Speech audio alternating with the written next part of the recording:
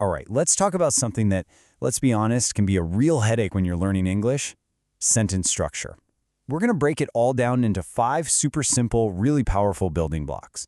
And once you see it this way, trust me, the language is going to make a whole lot more sense. Okay, let's jump in. It really just boils down to this one simple question. You've got all these words, but where do they go?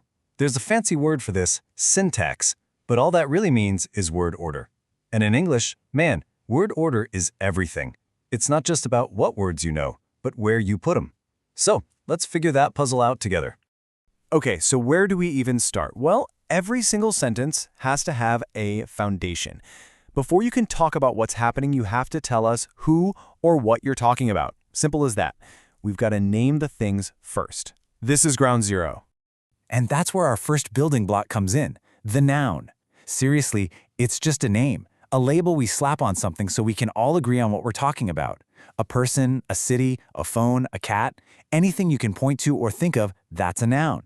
It's the most fundamental piece of the puzzle. For example, James, that's a person. Toronto, that's a place. A watch is a thing, a dog is an animal, an apple is a food. You get the idea. These are the stars of our show, the subjects and objects that everything else is going to revolve around. But what happens when you keep talking about the same noun over and over? Imagine telling a story about your friend James. Are you really going to say James did this, then James did that, and then James?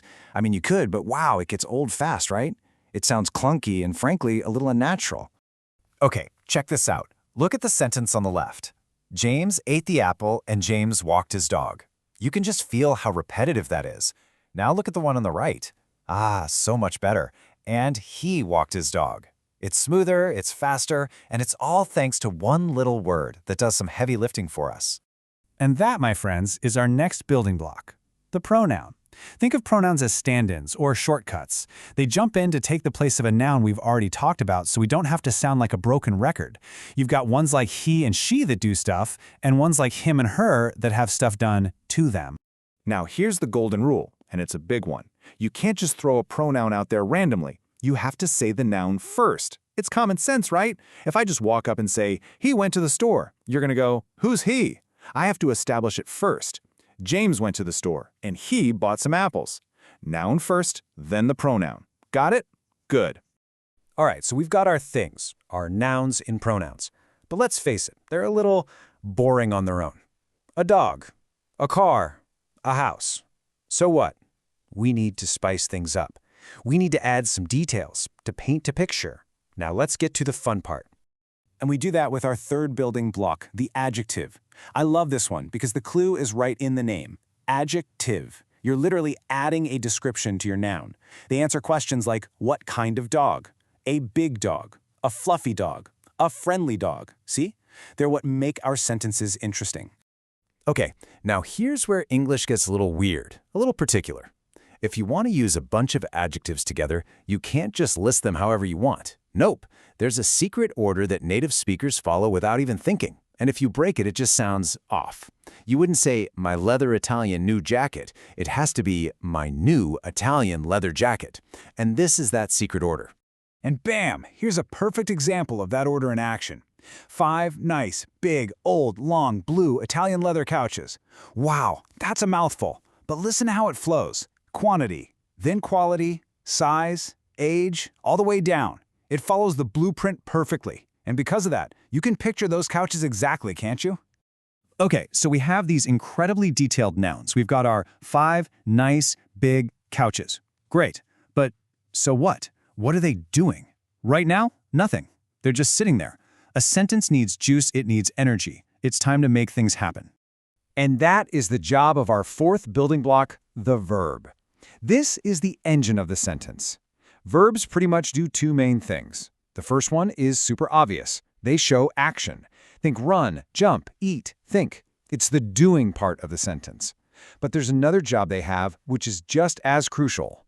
They also describe a state of being. Now, that sounds complicated, but it just means they tell us how something is. Not what it's doing, but what it is.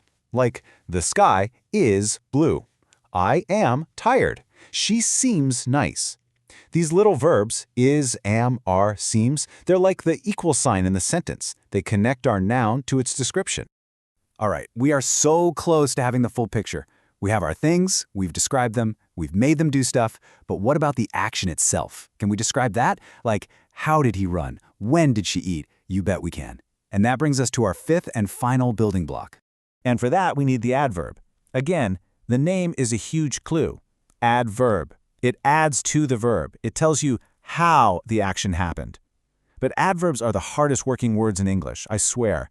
They don't just describe verbs, they can also beef up our adjectives too.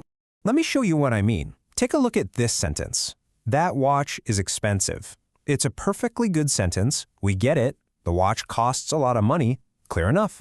But how expensive, really? Is it a little bit expensive, or are we talking sell your car expensive? The word expensive on its own is a little vague, don't you think? We can do better. And boom, we add one little adverb. So. That watch is so expensive. Notice what's happening here. So isn't describing the watch. It's describing expensive. It's turning up the volume on the adjective. It tells us the degree. And that one little word makes the meaning so much stronger. So yeah, adverbs are super useful because they answer all these different questions. Adverbs of manner answer how, like he ran quickly. Adverbs of time answer when, she arrived yesterday. Place answers where, he's standing over there.